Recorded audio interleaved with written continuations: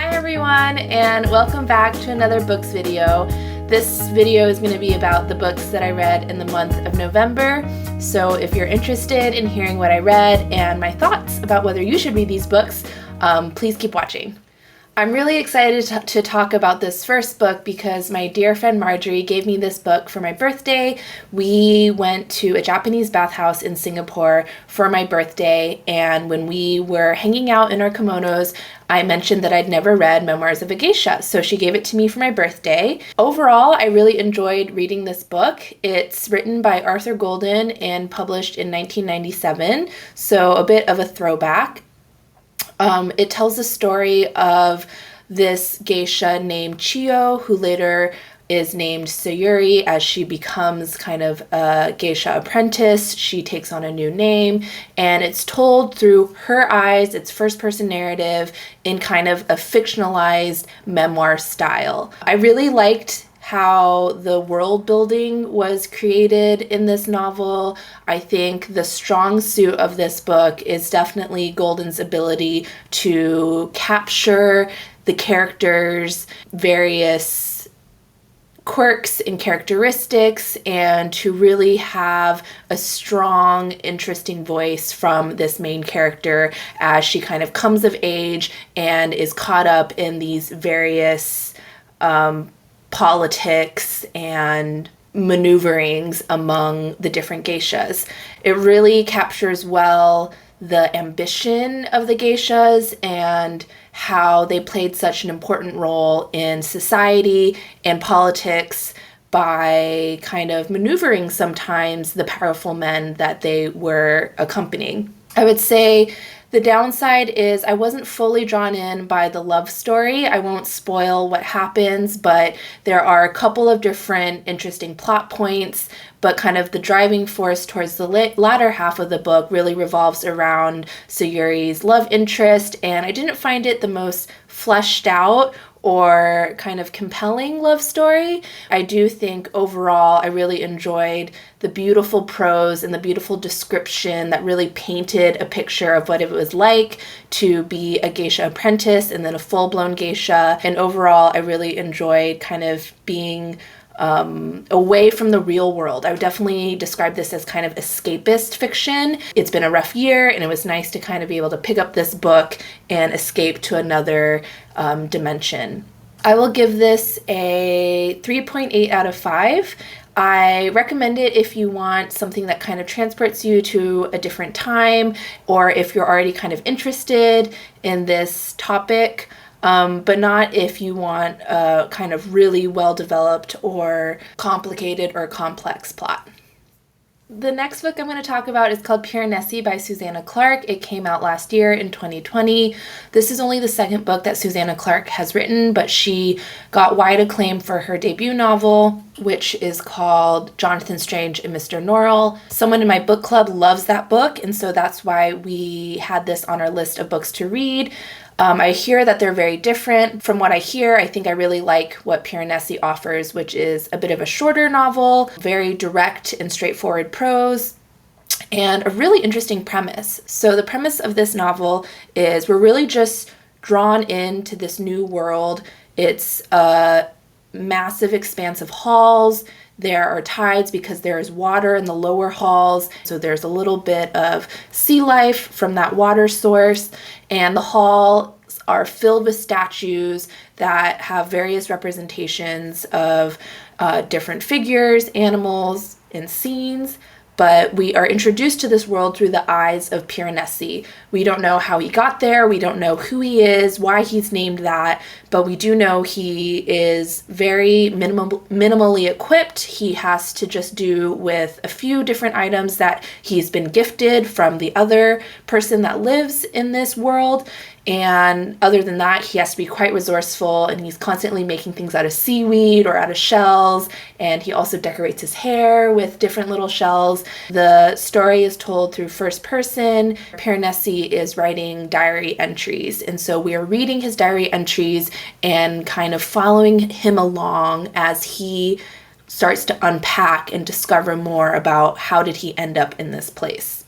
Without giving away too much of the plot, I did want to pick up on two themes that I really, really enjoyed that I think Susanna Clarke did a great job of getting across. The first is I love how the halls, or this world that Piranesi finds himself in, is a character in itself. The way that she describes Piranesi's relationship with this world is really special and something that I truly connected with. Piranesi has this very almost naive or just very wide-eyed admiration and sense of gratitude for this world that he's found himself in. He says, these halls provide for me, and he really sees this world through a positive lens and almost in a way where he's idolizing it or worshiping it to an extent. That's in stark contrast to the other character in the novel who views the world with suspicion and is always very frazzled and is very frustrated and hasn't been able to crack the nut like Piranesi has, who has spent hours and hours and hours being extremely meticulous and charting the tides and figuring out how the world works in order so that he can flourish there. There are many different interpretations, I think, that you could find for these halls in the world, but the interpretation that I find most comforting and that shines for me is one in which Clarke is really trying to make us reflect upon our own world and how, in many ways, we are dropped into this own earth without understanding it fully, almost as a stranger. And we kind of have a choice whether to look upon it with gratitude or to view it as like a harsh and hostile world. There are many bodies of philosophy where the human existence is seen to be absurd. And what I do like is that in this novel, I think the relationship and the warmth with which Piranesi views the halls and the world in which he finds himself is refreshing and really comforting to kind of remind ourselves that maybe our human existence isn't so bleak. The second theme that I really liked was more of an atmosphere that Clarke built in living in this world that's just full of halls and kind of devoid of time. She really builds this atmosphere of what it feels like to kind of live the same day over and over again. And Piranesi later learns that perhaps there's maybe some gaps in his memory, maybe there's some evil forces at play that have led him to his situation. Maybe his situation isn't as cracked up as he thinks it to be. But I think especially because so much of the world has been going through pandemic life, this book really does a good job of replicating that feeling where we've kind of lost our sense of routine and we're kind of faced with a lot of ennui, or maybe we feel lost because we don't know what we should be doing now that we're not going into the office, or now that our travel plans have to be constantly rescheduled. I'm not sure that Clarke would have been writing this book as the pandemic was unfolding, but I do think that this is kind of a neat book to read in this particular point in time, because she does do a good job of really creating an atmosphere in this other world where you kind of feel untethered and lost a bit as you kind of lose sense of time and you are unsure whether to trust your instincts and whether there are any objective laws of physics in this special world. I do recommend checking out this book. I'm going to rate it a 4.5 out of 5. I am filming this from my parents' house, and my mom actually has this painting that says Singapore, so that's perfect background for my discussion of the book that I read about Singapore this month. I want to thank my friend and colleague who lent this book to me. I read Neither Civil Nor Servant, which is about Philip Yeo and was written by Shing Huei. This book came out in 2019. Philip Yeo, if you're in Singapore or you're Singaporean, you definitely have heard his name before, but maybe if you're less familiar with Singapore, he is a really well-regarded kind of maverick. government official who is known for being really important in the nation-building phases of Singapore's history, but also someone who was willing to bend the rules, break the rules, or just forge ahead, which is really a quality that's highly revered by Singapore and in the Singapore narrative of that early nation-building generation. He insisted that he's neither civil nor servant, and so you can tell in his kind of self-identity, he also really prioritizes this image of being someone who's willing to do what needs to be done and isn't going to be hung up on what looks good or what is the right thing, but just what needs to be done in order to set Singapore on the right path. He has a very storied and interesting career. He started out as kind of one of the first batches of admin officers, which is kind of a premium class of government officials that work in the Singapore government. They might have their education paid for to go overseas, and they come back to work in the Singapore government. He kind of rose through the ranks. He started out for several decades working at MINDEF, which is the Ministry of Defense, but then later on throughout his career, he became the chairman of the Economic Development Board, which is the investment promotion arm for the Singapore government. So they do a lot of work in building out Singapore's branding, attracting foreign investment, which was really important during the early nation building period in Singapore's history. He was the mastermind behind Jurong Island, which is a large project where Singapore reclaimed a bunch of land to turn several islands into one large island. And then he promoted this Jurong Island to foreign investors in the petrochemical industries. He, you can feel in reading this book, was driven by a kind of insane paranoia that he was running out of time. He would say industries change every 5 years. So in driving Singapore's industry transformation roadmap, every 5 years, he was looking for a new industry for Singapore to attract and to invest in order for the country to continue to provide jobs, which he says is kind of his main mission statement the entire time he was in government, was to provide jobs for Singaporeans and also to do that, attracting foreign investment. So Jurong Island kind of represents his grand idea around really creating from scratch the petrochemical industry in Singapore. And then he also is really well known for developing talent and being quite vocal about scholars who have broken their bonds. Singapore does have this program where it's quite competitive, you have to get into a good school, but the Singapore government will pay for your education, but then you have a bond of 5 years, or depending on what government agency you're going to, that you must serve out when you return to Singapore. And Philip Yeo kind of made it into the press by making some remarks around how he thought those who break their bonds should be named and shamed. There's more nuance to it, which you can read in reading the book. I'm just kind of listing out the highlights of where you may have heard of Philip Yeo and what he's most well known for. The last kind of highlight I would mention is he also spearheaded some successful collaborations with China. And when I was living in China, I did hear about, the Suzhou Singapore economic zone or this or that. And at that time, I had really not heard much about Singapore, and so I thought it was kind of random. But now that I've lived in Singapore for several years now, it was interesting to hear again how Philip Yeo just kind of like bulldozed his way into creating these foreign investment areas and having these cooperations with Chinese local governments, which I think in many other scenarios and circumstances are pretty doomed to fail, because there's a lot of local corruption in China and there's a lot of giving face but maybe not actually driving through to what you want to achieve in the end. And so really speaks to Philip Yeo's, again, like maverick character, that he was able to build one of these successfully.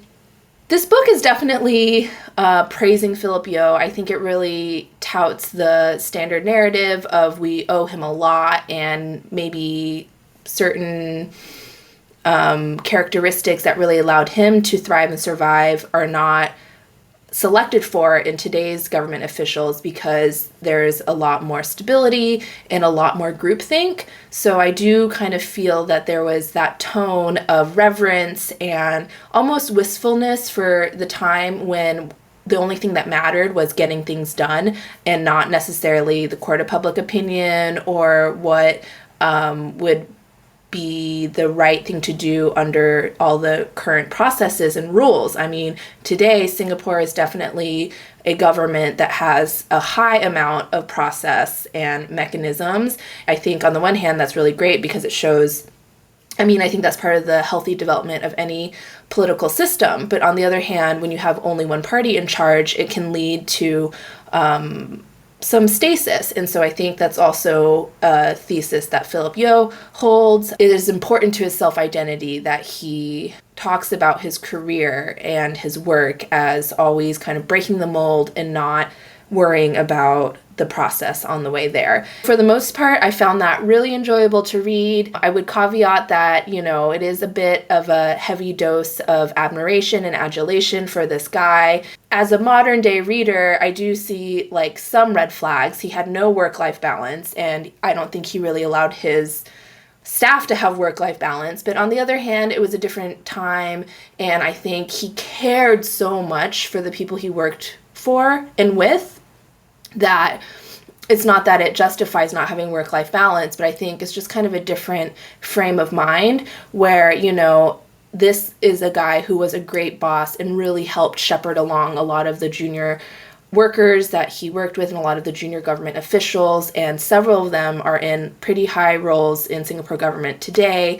The other red flag is, of course, this is a book of its time, and so the role of his wife is very much just the caretaker. I don't think he would have been nearly as successful if he didn't have his wife handling all of the household duties, raising the children. But he does recognize that, and I think we just have to view that as kind of this was a man operating in a different era. It's a little bit, a little bit distasteful. Some of the stuff is a little bit distasteful as a modern reader. You kind of think well, this isn't going to be relevant today. This is very much a roadmap or a style of thinking that worked at that time. But it is kind of inspiring in the sense that I do think you can pull some key principles and at least that spirit and that ethos and apply it to today. So if you are someone who's interested in brushing up on your knowledge of kind of these key men that led the development of Singapore's industry and political system to a certain extent, definitely the talent side of things and the foreign investment attraction and the industry development, I do think it is worth reading about Philip Yeo. So I enjoyed this and I will give it a 3.8 out of 5. The last book I'm going to talk about is called Interior Chinatown by Charles Yu.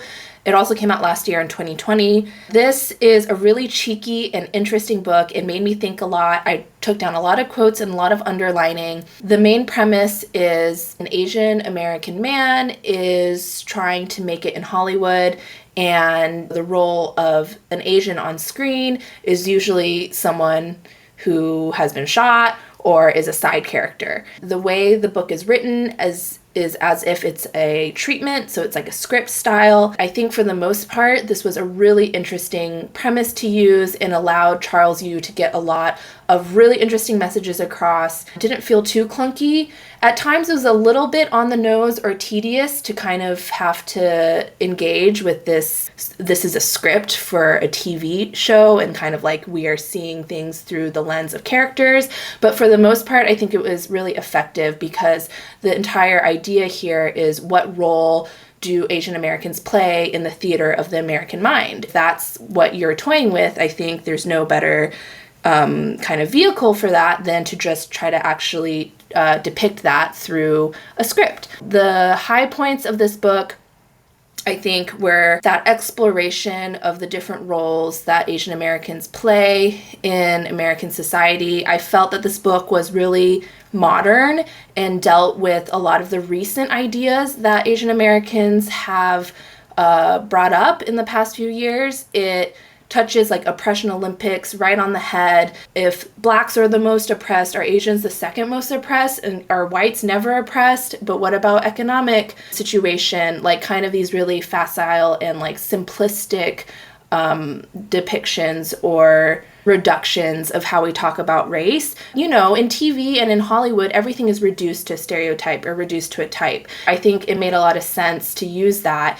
to explore the idea of overly simplistic or reductionist views on race. I also thought there was a fantastic exploration of Chinatown, and reading this novel made me want to learn more about Chinatown in the history of the US. Asian Americans who have multiple generations dating back to original immigration to the US, where these early immigrants settled in Chinatowns, is pretty different from the people who immigrated more recently, like my mom, who came from Wuhan in the 90s. I thought there was a fantastic exploration of Chinatown as a place, as an imagined community and kind of a safe haven, but also a very stereotypical depiction when it comes to Hollywood, and having these westerns or like city crime dramas being set in Chinatown, also as a place to aspire to leave, because it kind of represents your parents' generations or all of the constraints and difficulties that they had to face when they first immigrated to the US. So I loved kind of that internal struggle with wanting to honor and belong in Chinatown, with also wanting to leave Chinatown and be accepted as truly American.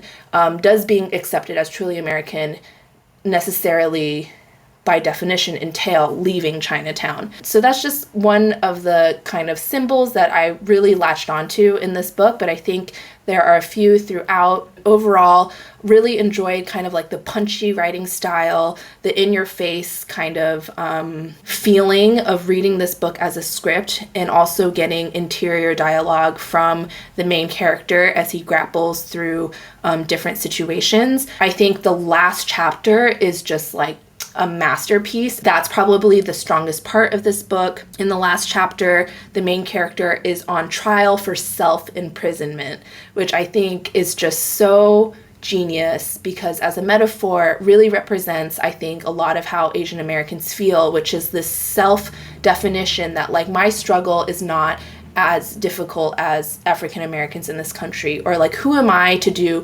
ABC, or inferiority thinking and thinking like because I look this way I will never be accepted even if I've been in this country for generations. I'm not saying that's what all Asian Americans feel, but Charles Yu is definitely pointing out those thoughts as kind of a cage of self-imprisonment. He takes both sides. He takes the side of thinking like that's valid and that's how this country has made Asian Americans to feel, and he takes the side of, is this in your head and are you imprisoning yourself? The last chapter is we're in this courtroom and you have the various characters from throughout the novel coming in for this kind of epic culmination of the Asian American who's on trial for self-imprisonment. And I won't spoil the conclusion. I don't think there is a definite conclusion, but it definitely made me think, and I think it really hit the nail on the head in terms of like the current topics that Asian Americans deal with and struggle with and that are being discussed. For that, I think that this is really worth reading. I will give it a 4.7 out of 5. Thank you so much for watching this video. If you made it this far, please do let me know if you read any of these books, if you agreed or disagreed with my takes. I would love to hear what you guys thought. Feel free to take a look at my channel. A new video comes out every month, and you can get a good idea of the stuff that I read by kind of taking a perusal of my previous videos. You'll notice I read a book about Singapore every month because that's where I'm living right now, and I also read a lot of memoirs, science fiction, contemporary lit, and trying to read more from women and from people of color. So if that sounds interesting to you, please hit the subscribe button, and I'll see you in the next one.